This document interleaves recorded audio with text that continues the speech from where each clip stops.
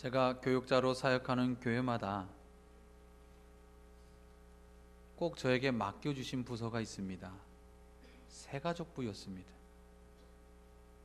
저는 그래서 가는 교회마다 새가족 등록 안내, 그리고 양육, 수료, 정자까지 이렇게 도와주는 사역을 했는데, 새가족반 마치고 나면 이제 수료식을 가질 때 우리 교회도 한마디씩 간증을 하잖아요.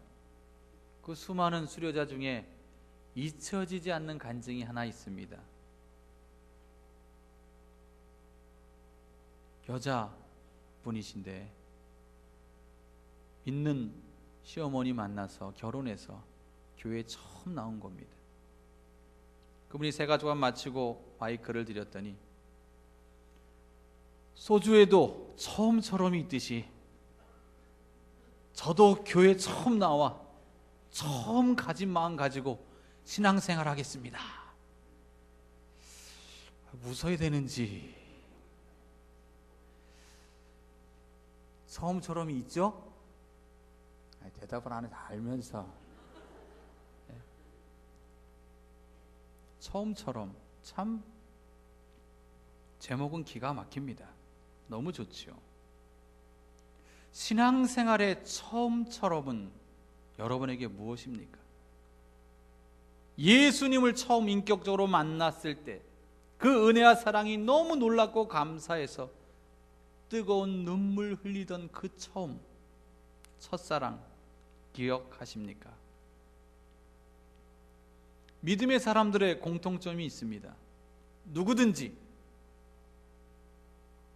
그 사람의 형편과 처지와 신분 과오를 막론하고 돈이 있든지 없든지 많이 배웠든 못 배웠든 이거 상관없이 누구든지 예수님을 구주로 믿기만 하면 구원받습니다.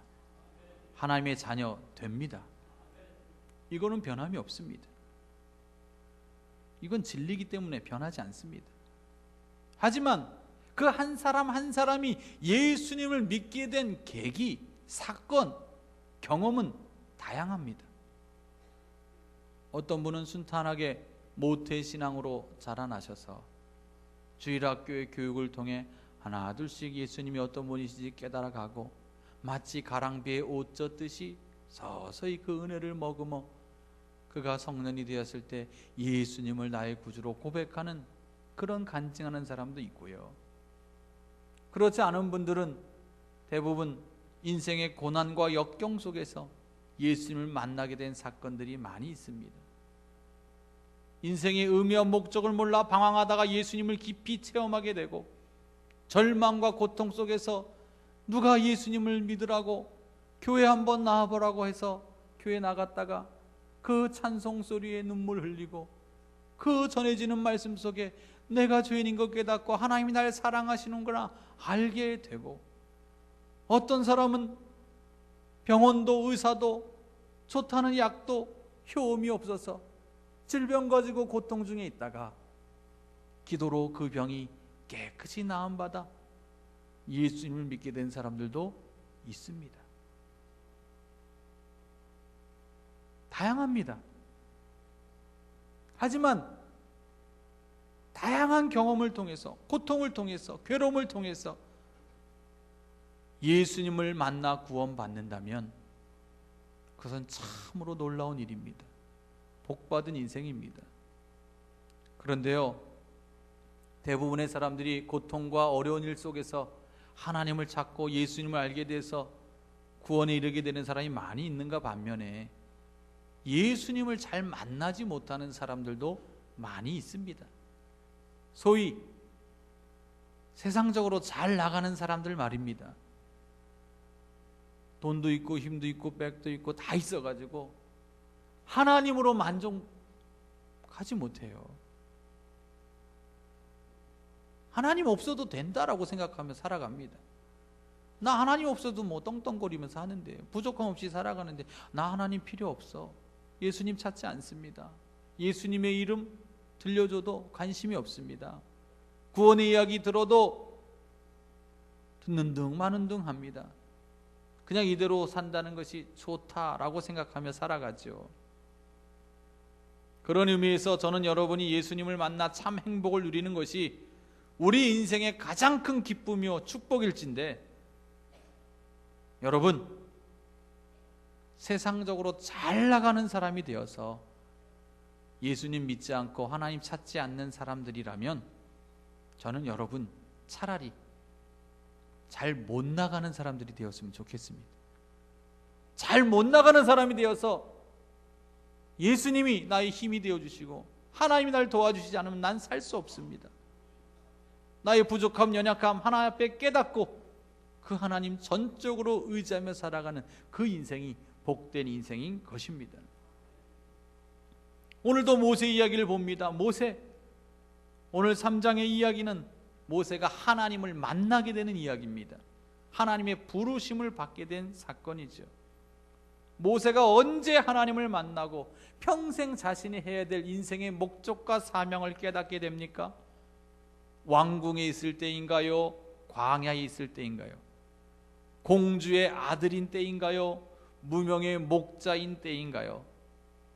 세상적으로 잘 나가던 때인가요? 못 나가던 때인가요? 우리는 알고 있습니다. 그 답은 후자에 있습니다.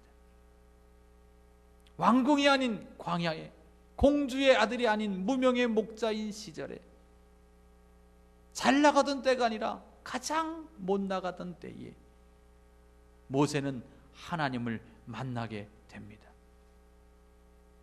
모세는 하나님을 만나기 전에는 젊을 때는 승승장구한 인생입니다. 바로의 공주의 아들로 입양되었으니, 양자가 되었으니, 그리고 젊을 때 애굽의 궁중 학문을 다 익히게 됩니다.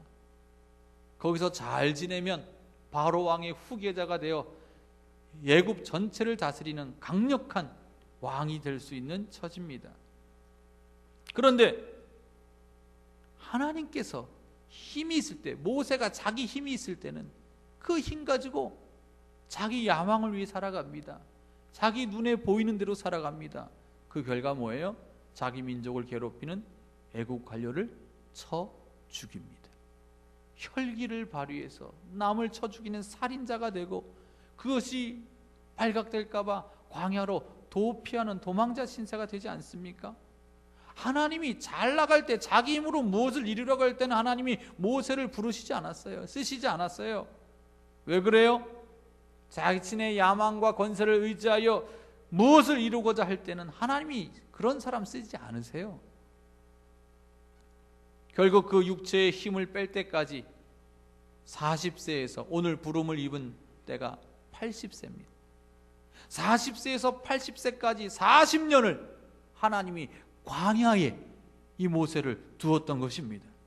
이 광야 기간 40년은 모세의 혈기를 빼고 욕심을 빼고 야망을 빼고 세상 자랑거리 내려놓고 교만한 마음 내려놓고 하나님 앞에 쓰임받기에 훈련받는 시기였던 것입니다. 세상 의지하지 말고 오직 하나님만 의지하고 하나님 찾을 때 바로 그 순간에 하나님이 모세를 찾아오셨습니다. 1절에 보면 그 찾아온 장소가 어디예요? 모세가 그의 장인 미디안 제사장 이드로의 양떼를 치더니 그떼를 광야 서쪽으로 인도하여 하나님의 산 호렙에 이르매. 광야에 있는 하나님의 산 호렙산이라고도 부르고 신의 산으로 우리는 더 잘 알고 있지 않습니까? 광야에 있는 곳입니다. 하나님이 만나주시고 불러주신 그곳 광야입니다. 광야가 어떤 곳인지 아십니까? 우리 대한민국 국민은요, 광야를 제대로 이해하지 못합니다. 여러분이 성지순례 가셔서 그 땅을 보시면 광야가 어떤 곳인지 잘 알 수 있습니다. 우리나라는 가는 곳마다 이 녹음이 우거지고 풀과 꽃과 나무가 정말 멋있는 화려강산인데, 저 중동의 사막지대, 광야지대 가보세요. 이렇게 멋있는 나무, 길거리 나무, 이런 멋있는 나무들이 없어요. 척박한 땅, 황무지, 황폐한 곳, 사람들로부터 버려진 곳, 아니 짐승들도 살 수 없어서 너무나 살기 힘든 곳이라 살 수 있는 것이란 독만 가득한 독충들, 해충들만 사는 곳이 광야입니다. 광야. 이 광야가 히브리 원어로는 미트바르라고 합니다. 이 광야라 미트바르라는 말은 말하다라고 하는 다바르라는 말에서 유래되었습니다. 다바르에서 유래된 게 미트바르, 광야입니다. 무엇입니까? 광야는 사람의 소리 들을 수 없는 곳입니다. 새소리 들을 수 없는 곳입니다. 샘 솟는 물소리 들을 수 없는 곳입니다. 아무 소리도 들리지 않습니다. 죽음의 땅입니다. 그런데 그 광야가 말하다라는 단어에서 나왔어요. 아무 말도 들리지 않는데 무슨 말하는 소리가 그 어원이 말하다에서 나올까요? 이 세상에 어떤 소리 들을 수 없기 때문에 그 광야에서는 오직 하나님의 음성만 들을 수 있기에 하나님의 소리 들으라고 척박한 땅을 허락하신 것입니다. 광야는 어떤 곳입니까? 세상의 소리에 귀를 닫고 하나님이 내게 들려주시는 음성에 귀 기울이는 장소가 광야인 것입니다. 그래서 C.S. 루이스 변증가는 이런 말을 했습니다. 고난은 하나님의 메가폰이다. 예, 고통스럽고 정말 힘들 때 하나님이 큰 확성기로 말씀해 주시죠. 다른 때 같으면 듣지 못하는데 내가 힘들고 고난은 닥쳐오고 절망이 있을 때 하나님의 메시지를 더 크게 듣게 됩니다. 이게 광야가 주는, 고난이 주는 또 다른 유익이죠. 하나님이 쓰신 사람들은 이 광야 학교를 졸업한 사람이에요. 고통스럽지만 이 광야 생활을 통해 하나님의 음성을 들은 사람을 하나님이 쓰십니다. 요셉, 다윗, 다니엘, 이사야, 예레미야, 세례요한, 사도 바울, 베드로, 우리 주님 다 광야 학교를 통과한 사람들입니다. 그리고 오늘 모세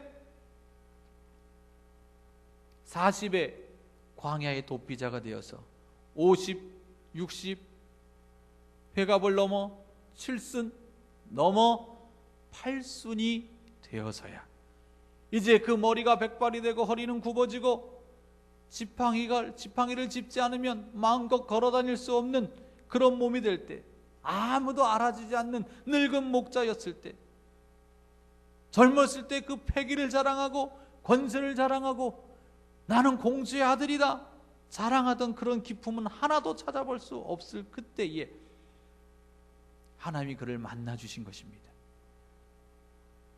광야 40년 그 광야 학교를 통해서 그의 옛사람은, 자기의 혈과 육대로 살고자 하는 옛사람은 하나님이 서서히 죽어가게 하시고 자기 중심, 자기를 신뢰하던 그런 모습은 다 내려놓게 하시고 오직 하나님의 음성만 듣도록 하나님을 만나는 축복의 자리로 이끌어 주신 것입니다. 그러니 쓸쓸하고 고독하고 아무도 만나주지 않는 이 광야의 장소가 모세에게는 하나님을 만나는 축복의 장소가 된 것입니다. 사랑하는 성도 여러분, 우리 인생에도 때로는 광야 시기를 거칠 때가 있습니다. 현재의 상황이 광야처럼 느껴질 때 있습니다. 왜 이리 인생이 고달플까? 왜 이리 힘들까? 하루하루 사는 게 낙이 없고 힘들어도 나 도와주는 사람 한 사람도 없고 외롭고 쓸쓸하고 맛있는 음식 먹어도 그 맛을 못 느끼고 잠을 많이 자도 개운하지 않고 미래 인생 계획 생각하면 희망과 꿈으로 부풀어야 되는데 자꾸 근심, 걱정, 절망적인 생각들로 가득하게 됩니다. 광야의 시기입니다. 광야 인생 살아갈 때입니다. 하지만 오늘 이 모세를 보시고 여러분 낙심하지 않길 바랍니다. 절망하지 않길 바랍니다. 하나님께서 여러분을 광야 학교에 입학하게 하신 후 여러분이 잘 훈련받고 졸업하면 하나님이 여러분을 만나 주십니다. 하나님이 여러분을 만나 주시면 여러분의 인생 달라집니다. 내 마음대로 사는 인생이 아니라 하나님이 기뻐하시는 인생으로 살아가게 되는 것입니다. 그러니 광야 같은 인생이라고 탄식하지 마시고, 광야 인생 속에서 하나님이 내게 뭐라고 말씀하시는지 영의 길을 활짝 열어놓으시고 하나님의 음성을 들을 수 있기를 우리 주님의 이름으로 축원을 드립니다. 5절에 보면 하나님이 이르시되 이리로 가까이 오지 말라. 내가 선 것은 거룩한 땅이니 내 발에서 신을 벗으라. 떨기나무에서 모세를 만나주면서 하나님이 모세에게 요구하시는 것이 있습니다. 네가 신고 있는 신을 벗으라라는 거예요. 왜 하나님께서 신을 벗으라고 말씀하셨을까요? 유대 법정에서는요, 신발을 벗어서 재판장에게 탁 던지면 나의 모든 소유권을 포기하겠다라는 의미입니다. 하나님 앞에 모세가 이 신발을 벗어 놓는 것은 하나님 앞에 모든 것 다 내려놓겠습니다. 하나님 앞에 항복하겠습니다. 순종하겠습니다 라는 것입니다. 하나님이 마지막 모세에게, 야, 너 이 떨기나무 불꽃이 임하는데, 떨기나무는 타지 않고 불꽃으로 임한 떨기나무 보면서, 보잘것없는 가시 떨기나무 보면서, 야, 네가 마지막 갖고 있는 마지막 자존심, 마지막 보루로 여기던 네 인생 소유권 이제 다 내려놔라. 나에게 맡기라 라고 말씀하시는 것입니다. 하나님이 우리를 쓰시려면 우리가 벗어버릴 게 있습니다. 내 자신을 의지하는 그 마음, 이거 내려놔야 돼요. 여러분이 갖고 있는 그 신발 무엇입니까? 하나님 앞에 아직도 벗어놓지 못하고 있는 그 신발, 그거 뭐예요? 하나님 여러분 마음껏 쓰시고 싶고 마음껏 복 내려주고 싶고 하나님 막 들어 쓰시고 싶어도 마지막 내가 갖고 있는 그 냄새나고 더러운 그 신발 벗어버리지 않으면 하나님 마음껏 쓰시질 못하는 거예요. 옛날 같으면 이 모세가 하나님의 말씀에 불순종했을 것입니다. 아니, 하나님, 신을 신고 걸어다녀도 이 광야지대 얼마나 험한 줄 아세요? 이 돌뿌리들 얼마나 많은 줄 아세요? 그런데 신을 벗으라니요, 말이 됩니까? 더군다나 하나님이 저를 애굽의 노예 생활하는 이 민족 구원하라고 보내주시면 또 애굽 민족과 전쟁에서 싸워야 되는데 어떻게 맨발로 싸웁니까? 이 신발만큼은 안 됩니다 라고 말했을지 몰라요. 그런데 하나님이 신발 벗으라 라고 했을 때 아무 반항하지 않고 따지지 않고 하나님 말씀에 순종하지 않습니까? 모세가 달라진 겁니다. 40년 동안 달라진 겁니다. 내 힘, 내 고집, 내 주장, 내 소유 주권 이제 다 하나님 앞에 내려놓고 이제 하나님의 발 앞에 내려놓고 나는 하나님의 말씀 듣고 살겠습니다 라는 뜻이 신발을 벗어놓는 것입니다. 사랑하는 성도 여러분, 여러분은 어떻습니까? 하나님은 여러분을 사랑하시고 하나님이 사랑하는 여러분을 하나님의 영광을 위해 쓰기를 원하십니다. 여러분은 하나님의 소유된 백성입니다. 여러분의 인생은 하나님의 것입니다. 하나님이 쓰시길 원하시는데 하나님이 쓰시기에 합당하지 못한 이 신발은 벗어 버리셔야 됩니다. 그것이 무엇입니까? 여러분의 남은 마지막 자존심 무엇입니까? 그거 깨어져야 새로운 인생문이 열려집니다. 새로운 사명의 문이 열려지는데 내가 깨어지고 내가 내려놓을 때 새로운 문이 열리는데 내려놓지 않으니까 그 문이 열려지지 않는 거예요. 사랑하는 성도 여러분, 여러분의 신발 벗어 놓으세요. 내가 고집하는 거, 내가 아직도 붙들고 사는 거, 그거 내려놓으셔야 나는 이제 하나님이 기뻐하시는 뜻대로 살겠습니다, 결단하시되 그냥 말씀만 듣고 그렇게 살겠다라고 하지 마시고 무섭게 결단하셔야 됩니다. 그래야 하나님이 새로운 인생으로 바꿔주십니다. 새로운 인생의 문 열어주십니다. 더 이상 믿음 생활을 내 머리로, 내 계산으로, 관념으로 생각하지 마시고 우리 하나님 앞에 겸손하게 우리의 더럽고 때 묻은 죄악에 찌든 신발을 벗어내 던질 때 하나님께서 우리 인생에 놀라운 역사를 이루십니다. 내려놓을 거 내려놓으시고 하나님께 붙들린 인생으로 살아가시기를 주님의 이름으로 축원을 드립니다. 2절 3절에 보면 참 신기한 일이 일어납니다. 여호와의 사자가 떨기나무 가운데로부터 나오는 불꽃 안에서 그에게 나타나시니라. 그가 보니 떨기나무에 불이 붙었으나 그 떨기나무가 사라지지 아니하는지라. 이에 모세가 이르되 내가 돌이켜 가서 이 큰 광경을 보리라. 떨기나무가 어찌하여 타지 아니하는고 하니 그때에 아니 나무에 불이 붙었으면 그 나무가 활활 타버려야 되죠. 수치되고 재가 돼야 마땅하죠. 그런데 참 희한하게도 불은 붙고 있는데 그 나무는 타지 않고 그대로입니다. 여러분, 이 불이 무엇을 의미하는지 아십니까?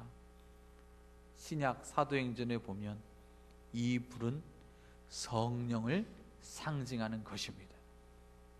이 가시떨기에 임한 불은 성령의 불을 의미합니다. 가시떨기 나무 목재로 쓰임받지 못하고 아궁이에 던져질 그런 별로 쓸만한 제목이 아니에요. 예수님의 12제자들 보세요.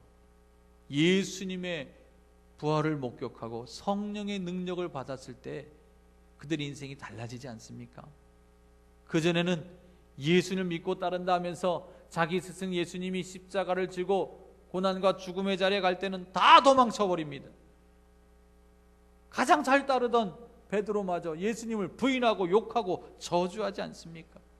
무서워 벌벌벌벌 떨던 그들이 예수님의 부활을 목격하고 마가의 다락방에 모여 간절히 기도했을 때 성령이 임합니다. 불같은 성령이 임합니다. 그들이 방언을 말하고 성령의 은사가 나타나고 예수님을 담대히 증거합니다. 관료들이 그들을, 민중들을 소란스럽게 한다고 잡아가두고 때리고 고문하고 심지어 죽이겠다고 협박하는 그 자리에서도 아니, 난 사람의 말 듣지 않고 하나님의 말씀 듣겠다, 담대하게 말합니다. 이런 비겁한 자들이 어떻게 이렇게 생명 걸고 예수님을 전할 수 있는 담대한 사람이 되었을까요? 뭐로 설명이 될까요? 다른 무엇으로 설명되지 않습니다. 무엇 때문에요? 성령의 능력을 받았기 때문에, 성령의 임하심이 있기 때문에 그들은 힘 있는 삶을 살 수 있었던 것입니다. 사랑하는 성도 여러분, 우리에게도 이 성령의 불덩어리가 필요합니다. 기도하실 때 이렇게 기도하셔야 돼요. 하나님, 나에게도 성령의 불덩어리 주세요. 성령의 능력을 주세요. 내가 무슨 힘이 있습니까? 내일 무슨 일을 만나는지 우리가 어떻게 알 수 있어요? 이 끔찍한 사건 사고들이 나에게는 평생 일어나지 않는다고 어떻게 우리가 장담하며 살아요? 모릅니다. 아무 힘도 없어요. 내가 세상을 무슨 변화시킬 힘이 있습니까? 나 자신도 잘 변화되지 않는데 어떻게 내가 세상을 뒤바꾸겠다고요? 하지만 아무 힘도 없고 능력도 없지만 하나님께서 나를 붙드시면, 성령의 불이 임하면, 성령의 충만함을 덧입으면 우리는 힘 있는 인생 살 수 있습니다. 그래서 우리는 성령의 충만함을 날마다 구하며 살아가는 것입니다. 성령 하나님은 우리의 인생을 새롭게 하시는 분이십니다. 특별히 광야학교 같은 고통스러운 훈련을 통해 내 자아가 깨지고 내 부서짐 속에 성령 안에서 다시 태어나는 놀라운 축복을 통해서 온전한 믿음의 사람으로 살아갈 수 있습니다. 성령의 능력을 나에게 허락해 달라고 성령님께 여러분의 인생을 맡기시길 바랍니다. 사랑하는 성도 여러분, 말씀을 맺습니다. 오늘 모세의 이 하나님의 부르심의 이야기를 통해서 다시 한번 결단하시기 바랍니다. 힘들어도 고통스러워도 저와 여러분은 광야 학교 통과하셔야 하나님께 쓰임받는 인생이 됩니다. 그러니 인생의 괴로움, 이 고통 믿음으로 잘 인내하시기를 바랍니다. 세상적으로 잘 나가지 못해도 괜찮습니다. 여러분의 계획대로 뜻대로 소원대로 안 된다고 너무 낙심하지 마세요. 그 절망적인 상황 속에서 하나님 붙드시고 하나님의 음성 들을 수 있다면 여러분 새로운 인생의 문은 열려질 것입니다. 또 하나는 하나님의 부르심 앞에 여러분이 벗어야 될 신발은 무엇입니까? 아직도 내가 미련 못 버리고 붙들고 있는 그것, 냄새나는 그것, 하나님이 벗으라 말씀하실 때 벗으시기 바랍니다. 나의 주장, 나의 경험, 나의 판단, 나의 경력, 내 생각 하나 앞에 내려놓고 항복하고 순종할 때 새로운 인생길은 열려집니다. 마지막으로 성령의 충만함 덧입어 하나님께 쓰임받는 인생 되시길 바랍니다. 하나님의 손에 붙들려야 하나님께 쓰임받을 수 있습니다. 내 힘으로 살지 마시고 위로부터 부어주시는 성령의 능력에 힘입어 살아가시면 여러분은 새 인생 살아갈 수 있습니다. 그리고 하나님이 불러주시는 그 자리에서 하나님께 영광 돌려드리시길 바랍니다. 하나님이 나를 부르시는 것, 꼭 부르심 이야기하면 목회자들 생각하시는데 그거 아닙니다. 목회자들만 하나님 부르실까요? 아니요. 목회자는 주님의 몸된 교회를 섬기라고 하나님 불러주셨고요. 여러분이 일하는 그 일터, 직장, 사업장, 학생들은 그 학교가 하나님의 부르심의 현장입니다. 그곳에서 하나님의 영광을 위해 살아가는 것입니다. 그곳에서 하나님의 이름을 증거하세요. 여러분이 남보다 더 성실하게, 더 열심히 하나님 믿는 믿음으로 사셔서 나의 부르심을 여러분이 일하는 일터에서 드러내셔야 됩니다. 가정주부는 가정에서 하나님이 나를 부르신 이 자리에서 우리 가정을 잘 세우도록 도우라고 하나님이 여러분 불러주신 겁니다. 하나님의 부르심을 꼭 목회자가 되어 하나님이 부르셨다, 그거 결코 아니에요. 오해하지 마세요. 하나님 여러분을 각자의 삶의 자리에 다 불러주셨어요. 있는 그 자리에서 하나님을 존귀케 하고 영광 돌리시고 그 자리가 하나님께 예배드리는 거룩한 터가 된다면 여러분은 하나님의 부르심에 합당하게 살아가는 것입니다. 그렇게 살아가는 여러분 모두가 되시기를 우리 주님의 이름으로 축원을 드립니다.